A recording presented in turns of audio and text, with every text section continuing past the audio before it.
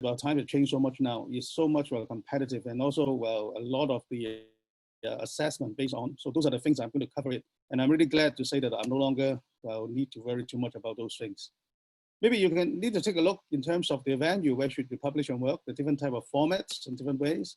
And this is briefly cover in terms of the conferences and the journals, and also share with you a little bit on the Australian experience.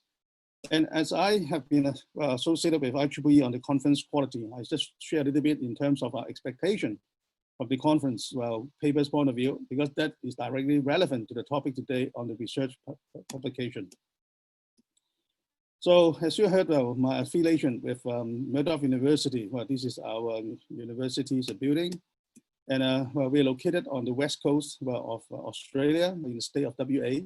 Well, we have a population of around 2.4 million. We have around 1/3 of the overall populations. In the metropolitan area of Perth, we have around 2 million populations. And Murdoch University is the second oldest university, coming to 50 years history. And the oldest one is University of Western Australia with over 110 years history.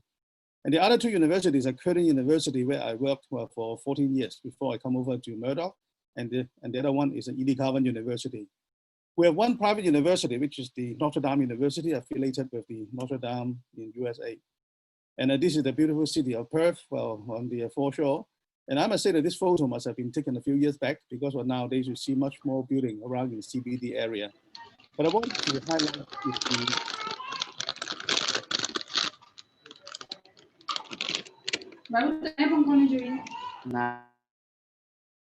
yes, the beautiful, this is the Swan River.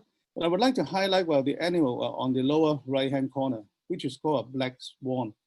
Well, I know that, well, people, when they first come to the understanding swan, is they all under the impression the swan must be black color. So when the information about the black swan was first appear, well, in Europe, actually people don't believe it. They don't even believe a black swan happened this well. They are. But we can also see this from another angle. The black swan could be considered as some kind of unexpected incident. And it's really maybe something that happened. As a matter of fact, that's exactly what we're facing today with the COVID-19. Well, it's really, nobody expects it suddenly out of the blue, it becomes, well, such more like a world crisis.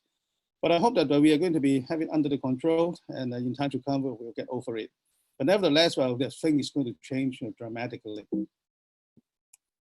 And then come to my background. Well, I always like to show a few pictures about my background, because I always like to place a challenge to all my audience. Well, the few picture you see is, well, this was my first picture. It's all related to my past education. Well, as you have heard it, well, I was trained as a Marine radio officer, well, in Hong Kong, 72 to 74, and I started working. And this was my first ship called American Maine. And it was my first photo as a radio officer, 19 years old. And I was responsible for the safety on the ship. And if anything happened to the ship, I will be the second last one to get off the ship together with the captain. And I'm the only one who can communicate with the rest of the world, well, with Morse code. And so that's why I'm responsible for the safety. And then the second picture was from the second ship, well, after I finished one more further year study in UK, this is 76. But what I want to highlight is how I observe the technology have changed along the way. Well, just within 2 years' time, satellite technology has been introduced.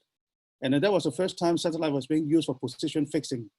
But quite unlike the Google map you have nowadays, or you can have GPS for fixing all the time, it requires a couple of hours before you can have a position fix. And then, but now when I go for cruising, for the past few years, I'm able to get internet connection on board the ship 24 hours. I can do surfing, I can read my emails, I can read the download a video on demand, I can even conduct a teleconference. So if you imagine that how things have changed over the years, well, from around 40, 50 years ago, that I was the only one as a radio officer can communicate with the rest of the world with Morse code. And now I can easily get used for my internet as if I'm on shore. This last picture is when I was doing my master's degree. That was the first time I encountered a microprocessor, which was a Motorola 6800. And obviously, over the years, computer technology and microprocessor have improved so much. Just take a look at the mobile phone in your hand, compared to a couple of years ago, and also the generation has gone through. And now we are, you may have gone through the 3G, 4G, and now we are embarking into 5G as well. And also take a look at the size and the functionality of it, and also the different applications. So my challenge I always put in front of my audience is, you might have around 10, 20, 30, 40 years to go in terms of a career. How are you going to prepare yourself? What do you expect to see? For me, it doesn't matter with me anymore because I have retired and I don't even expect to live for another 30, 40 years. But for you, well, how about you? How well are you going to prepare for yourself? So some of these that you have already heard, well, as far as my background is concerned, I'm not going to repeat it. But nevertheless, well, I'm really feel honored about my association with IEEE. I've been serving as a volunteer for the past 26 years and highlight some of the committees that I've been involved. And I also heard in the introduction that I'm one of the candidates in the 2021 to 22 IEEE Region 10 Director-elect candidate. I must also point out the other three candidates are Professor Supravadi from Thailand, Professor Celia from Bangladesh, and Professor Nolisa from Malaysia. So if any one of you are among the audience IEEE member, you're eligible to vote. So I would just urge you to exercise your privilege to vote, select the candidate of your choice. Well, I always think that, well, not people always say that, okay, well, may the best win, or maybe people asking you to vote for me. I don't do that.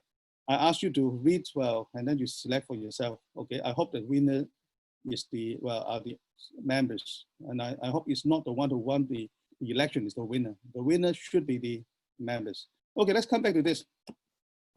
So why I want to introduce myself is, well, because in particular, some of you are embarking on your research journey. Well, my university, I consider is quite a good service they're provided. Is, well, they have collected they report, what we call a research repository. When you go back to my page, well, just looking at Murdoch University Profile Lens Fung, you'll be able to see a link go to my publication. This is where you can see 335 articles. And they also collect some data from these. Well, they say that from 2009 until now, well, I have 335 articles inside there. It has been downloaded 62,297 times. So it might be even more these few days. And also some of the papers have been downloaded over 5,000 times.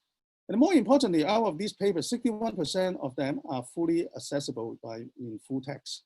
So if you click to any one of these papers, well, you'll be able to find out some of the abstract and also the full PDF file, not necessarily all, but most of these, 61%. And I also have some download the history of it. So this is the one that has been downloaded 5,000 times, okay, 5,206 times. And this paper was published in 2006. And then another one, well, I find it also quite interesting. Although this paper was published in 2008, well, for my student, Varian, and also for my another colleague. And also you'll find the full paper has been published as well. And this one is interesting that although it has not been downloaded too much, but 723 times are still downloaded up to now, although it published 2008. But this particular paper, well, was based on some work from US Naval Postgraduate School. And well, they have this Center for the Cyber Security and Cyber Operation. They have one games, called Cyber Siege. So what we have done is we make use of the cyber siege, we did some research and assessment on that. And we are really pleased that even, now looking back over 12 years later, and this particular paper was recognized as one of the first paper in assessing the program's effectiveness. And as you can see, it's on their website. Okay, so they even included that one. So we find that we have done our part, and we are glad that our work has been recognized.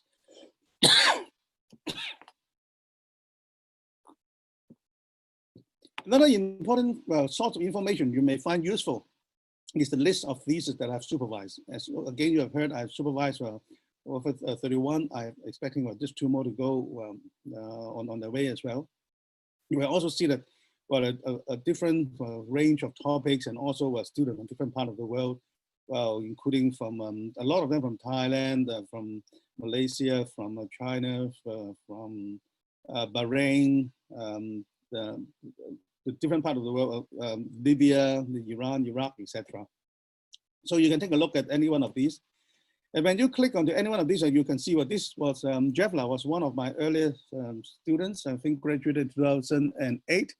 And you can see this particular thesis is on the knowledge management relating to the Gulf Cooperation Council countries. And this has been downloaded 3,200 351 times.